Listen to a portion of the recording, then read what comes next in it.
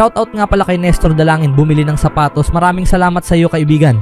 Indiana Pacers team effort. Ginulat ang Cleveland sa opening game sa series at Warriors at Timberwolves nakaset na sa second round. Hindi nawala ng tiwala ang Warriors kay Hield. At Butler nag-react sa performance ni Hield. Ngunit bago ang lahat, kung gusto nyo ng pangmatagalang basketball shoes, New Curry 12, mabibili lamang sa halagang $2,599. I-click lamang ang link sa comment section. Ang Indiana Pacers ay nagsimula ng mainit at nagawang ipanalo ang laban kontra Cleveland Cavaliers sa score na 121-112. Nitong Lunes, tinalo ang nangungunang koponan sa Eastern Conference sa kanilang sariling home court upang buksan ang kanilang second round playoff series sa NBA. Si Andrew Nembhard ay nag-shoot ng 5 sa 19 na 3-pointers ng Indiana at nagtala ng team high na 23 puntos, habang si Tyrese Haliburton ay nag-ambag ng 22 puntos at 13 assists para sa Pacers na may 6 na manlalaro na umiscore ng double figures.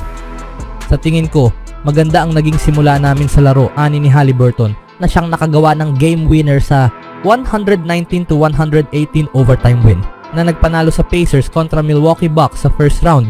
Si Pascal Siakam ay nakapagtala ng 10 sa kanyang 17 puntos sa unang quarter, habang ang Indiana ay naging leading ng 36-25. Naipanalo ng Pacers ang laro kahit pa may 33 puntos si Cavs star Donovan Mitchell at 17 turnovers na nagresulta sa 22 puntos para sa Cleveland. Ang Indiana ay may leading na 64-58 in halftime at naitulak pa ang kalamangan sa 12 puntos bago nakabawi ang Cavaliers. Nakuha ng Cleveland ang kanilang unang lamang mula pa noong first quarter sa pamamagitan ng hook shot ni Evan Mobley sa natitirang 3:16 minutes in third quarter na nagbigay sa kanila ng 85-84 lead. Si Mobley ay nagtala ng 20 puntos at 10 rebounds, ngunit halatang ramdam ng Cavaliers ang pagkawala ni All-Star point guard Darius Garland na hindi nakalaro sa ikatlong sunod na laro dahil sa sprained na daliri sa paa. Hindi na nakabawi ang Cavaliers nang magsimula ang Pacers ng isang 15-4 scoring run sa ika-4 na quarter upang muling makalayo. Nakasurvive kami sa unos, ani ni Haliburton. Ibig kong sabihin, sila ang number 1 team sa conference. Napakaingay ng crowd nila, talagang ginusto nilang makabalik sa laro. Kailangan lang talaga naming humanap ng paraan para mapalaki ulit ang lead. Nagawa namin ito sa pamamagitan ng depensa, mabilis na pagpapatakbo ng bola at paglalaro ng Pacers basketball. Anong masasabi nyo dito mga kaibigan? Sa ibang balita naman, mabuhay at umusad.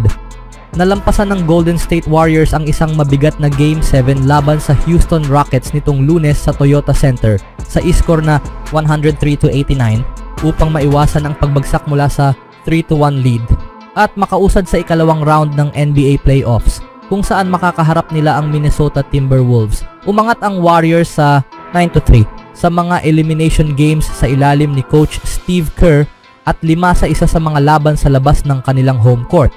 Hindi pa sila natatalo sa unang round ng playoffs simula nang si Kerr ang maging head coach. Ito na ang ika-5 beses na nagharap ang Warriors at Rockets sa playoffs at 5 beses na ring nanalo ang Golden State. Si Steph Curry ay nahirapan sa simula ng laban, ngunit nag-init sa ika-4 na quarter at nagtala ng 22 puntos, 10 rebounds, 7 assists, 2 steals at 2 blocks. Ang iba pang miyembro ng Big 3 ng Warriors ay umangat din.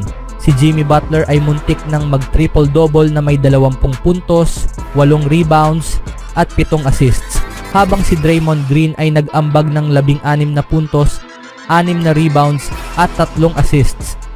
Upang mapabagsak ang Rockets, kailangan ng Warriors ng isa pang manlalaro na tumulong bukod sa kanilang pangunahing 3. Si Buddy Hield ay nanatili sa starting lineup at tumugon ng mahusay.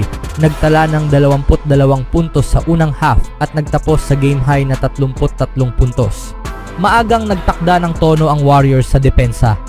Nang nagsimulang bumawi ang Rockets sa ikatlong quarter, agad silang pinatahimik ng Warriors at naging leading sila sa ika-4 na quarter.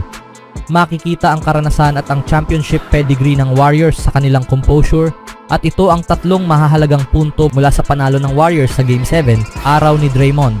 Habang abala sa shoot-around ang karamihan sa mga manlalaro ng Warriors, si Draymond Green ay seryosong nakikinig kay Coach Kerr. Nakatuon siya sa laro at ipinakita niya ito sa kanyang ika-6 na Game 7.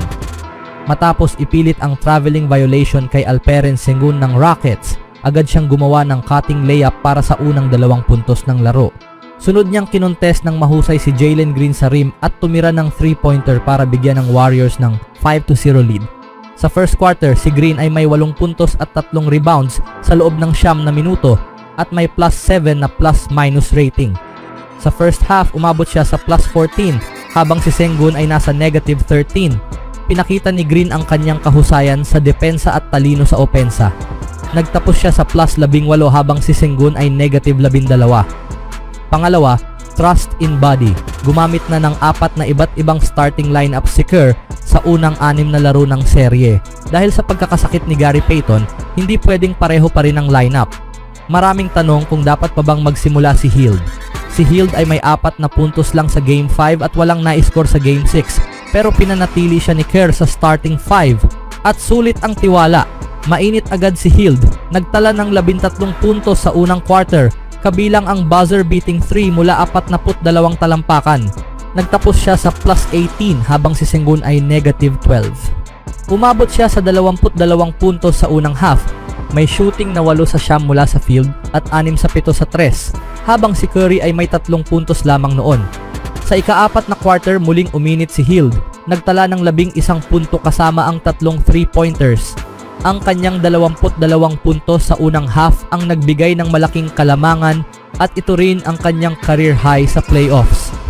Ngunit ang pangatlo, mas malalim na epekto ni Steph.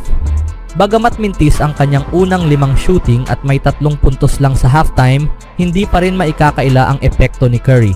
Siya ang nanguna sa defensive rebounds 6, assists 5, steals 1, blocks 2 at plus-minus +16 sa unang 2 quarters. Dahil sa atensyon na ibinibigay ng depensa ng Rockets kay Curry, lumuwag ang opensa para kina Hield at iba pa. Sa edad 37 at may injury pa sa right thumb, nananatiling malaki ang gravity ni Curry. Sa ikatlong quarter, bumalikwas ang Rockets at lumapit sa 3 puntos, ngunit hindi pa rin makapasok si Curry. Pagpasok ng ika-4 na quarter, agad siyang gumawa ng layup laban kay Jabari Smith Jr. at sunod na nag-shoot ng isang malalim na 3. Si Curry ay scoreless sa first quarter, may 3 puntos sa first half at 8 lang sa pagpasok ng fourth. Ngunit sa winning time, umiskor siya ng 14 na puntos sa huling 12 minuto upang tapusin ang laban. Night-night Houston. Matapos ang laro, hindi pa rin mapigilan ni Jimmy Butler ang mag-joke kay Hield kahit nasa maganda nitong performance sa Game 7. Great job by everybody on the team except Buddy Hield. Is he included tonight? The interviewer asked. I plead the fifth, Jimmy Butler answered. Anong masasabi nyo sa panalong ito mga kaibigan?